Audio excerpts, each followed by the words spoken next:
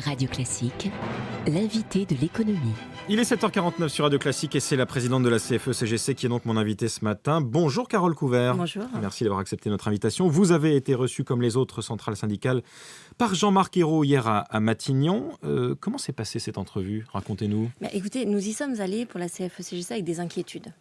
Inquiétude par rapport à la période de l'annonce, à quelques mois des élections municipales, alors que nous, une réforme fiscale, nous l'appelons de nos voeux depuis à peu près 3 ans. Donc on avait une fin de non-recevoir avec le gouvernement précédent et avec celui-là pendant la concertation retraite. Donc beaucoup de questions autour de la période de l'annonce et de la manière dont s'est passée l'annonce. Vous soupçonniez, autrement dit, un coup politique en fait. Oui, et la question a été clairement posée au Premier ministre hier, qui a voulu nous rassurer et inscrire son action dans la durée, avec a priori des premières annonces pour le mois de juin et un travail pour le projet de loi de finances 2015 à partir de septembre. Simplement, en principe de précaution, nous lui avons dit que nous jugerons sur des faits, sur des annonces et pas sur des promesses. Puisque nous y allons, non pas pour une réforme à prélèvement constant, ça ne nous intéresse pas, nous y allons pour une réforme qui permet de redonner de l'oxygène et du pouvoir d'achat aux classes moyennes, qui depuis 1 an et demi s'en sont pris plein la figure suite à chacune des décisions de ce gouvernement. Donc vous appelez à une baisse des prélèvements globales en France ? Tout à fait. Et avec 2 objectifs. C'est le discours du MEDEF, ça ? Non, parce que le MEDEF se positionne que sur les entreprises.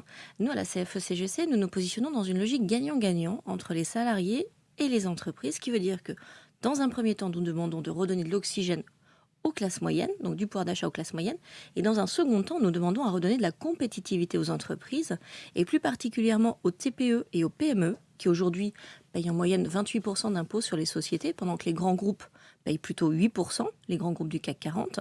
Et donc nous demandons à leur redonner de l'oxygène parce que ce sont elles qui demain vont employer, vont embaucher. Et si elles n'ont pas ces moyens, les emplois ne seront pas au rendez-vous, pas plus qu'une politique salariale dynamique. Donc nous avons insisté sur les 2 aspects de la question. Et pour ces 2 aspects, il faut au final une baisse globale des dépenses publiques, non ? A priori, pour financer cette baisse des prélèvements. On peut agir sur plusieurs leviers. Avant d'aller sur les propositions, la deuxième inquiétude que nous avions, c'était la méthodologie. Et la question que nous avons posée au Premier ministre, c'est à quel moment les partenaires sociaux vont-ils être associés tout au long de cette démarche ? Est-ce que c'est un coup, hier, et puis plus rien jusqu'aux annonces ? Ou est-ce qu'il y a un vrai partage et des vrais rendez-vous dans lesquels on est en capacité de se dire les sujets sur lesquels nous avons des points d'accord, mais aussi les sujets sur lesquels nous avons des divergences pour essayer de trouver des compromis ? Et donc là, il a essayé aussi de nous rassurer en nous parlant de concertation avec Bernard Cazeneuve et Pierre Moscovici d'un côté, Marisol Touraine et une saisine du Haut Conseil du financement de la protection sociale, Marie-Lise Lebranchu sur la partie dépenses publiques et évolution des fonctions publiques, et Michel Sapin sur la partie emploi. Maintenant, nous lui avons mis 3 lignes blanches, pour nous, CFE-CGC, à ne pas franchir. Parce qu'il est important dans ce type d'échange de se dire ce sur quoi nous ne pouvons pas aller. La première chose, nous refusons à la CFE-CGC la fusion de la CSG et de l'impôt sur le revenu. Comme la plupart des autres syndicats, c'est difficile à comprendre pour nombreux en fait, pour nous, c'est auditeurs. très simple. Si on fusionne ces 2 impôts, les seuls qui vont payer l'addition, ce sont les classes moyennes. Or, depuis 1 an et demi, elles ne connaissent qu'une baisse du pouvoir d'achat quotidien. Tout dépend des modalités de cette fusion hier CSG. Non. Là, les économistes démontrent bien, quand on fusionne les 2, ceux qui payent l'addition, c'est vraiment la classe moyenne. Depuis 1 an et demi, on a constaté quoi ? Fin de la défiscalisation des heures supplémentaires. Donc, baisse du pouvoir d'achat des agents de maîtrise, des techniciens. Augmentation du forfait social, qui est passé de 8 à 20% sur l'intéressement et la participation. Donc là encore, les classes moyennes qui ont trinqué. Baisse pour la 2e année consécutive du quotient familial, qui vient de passer de 2 000 à 1 500 euros. Nos collègues s'en rendront compte sur l'imposition 2014. Donc depuis 2 mois, nous avons tiré la sonnette d'alarme auprès du gouvernement en disant stop. Les classes moyennes de l'encadrement ne sont pas les dindons de la farce. Il faut arrêter de les plumer. Il faut vraiment trouver des voies et moyens de redonner de l'oxygène. Donc, 2e ligne blanche à ne pas franchir, le prélèvement à la source. Pourquoi nous opposons au prélèvement à la source ? C'est parce que pour prélever à la source, l'employeur va dorénavant connaître la situation du conjoint ou de la conjointe. Il va également connaître la situation patrimoniale du couple. Et pour nous, sur l'encadrement, il y a une grosse partie de la rémunération qui est de la rémunération variable, qui fait l'objet de négociations annuelles. Et donc les managers pourraient jouer là-dessus pour augmenter moins vite les salaires. En Exactement. Nous avons peur que du coup la situation d'un couple vienne impacter la négociation annuelle et la part variable de l'encadrement. Et ça, nous le refusons. Bon, qu'est-ce que vous proposez alors si vous refusez tout ce que propose le gouvernement ? Dernière ligne blanche, et après je viens sur les propositions. Nous refusons aussi une évolution de la taxe d'habitation qui serait calculée en fonction des revenus. Parce que là encore, l'encadrement des classes moyennes trinquerait et paierait une addition fiscale beaucoup plus lourde. Les propositions. Elles ne sont pas toutes neuves. Nous les avons faites pendant la concertation retraite 2013 et pendant la concertation retraite 2010. Donc 2 gouvernements successifs deux tendances politiques différentes, la même réponse à chaque fois. Nous ne pouvons pas faire de réforme fiscale. Donc nous proposons à nouveau la cotisation sociale sur la consommation. Ça n'a rien à voir avec la TVA sociale. Nous proposons de sortir des charges salariales et patronales de la fiche de paye, de les envoyer sur de la TVA et pas sur de la CSG, parce qu'il y a des études de la chaire de transition démographique qui démontrent que quand on envoie sur la TVA, c'est neutre d'un point de vue consommation et sensation de bien-être des salariés de l'encadrement, alors que si on envoie sur de la CSG, la consommation s'arrête net. Ces études sont à disposition. Ils ont fait un petit modèle qui marche sur 100 ans.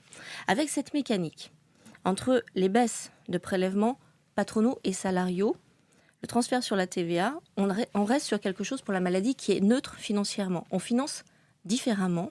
On arrive avec cette mécanique à redonner 3,6 milliards de compétitivité aux entreprises par an. C'est une proposition du MEDEF, hein. Ah non, celle-là, on a été La TVA tout seul. sociale, c'est ce que dit Pierre Oui, Gattaz. justement, c'est pas de la TVA sociale, parce que la TVA sociale, elle n'est pas fléchée. On ne peut pas suivre les flux financiers.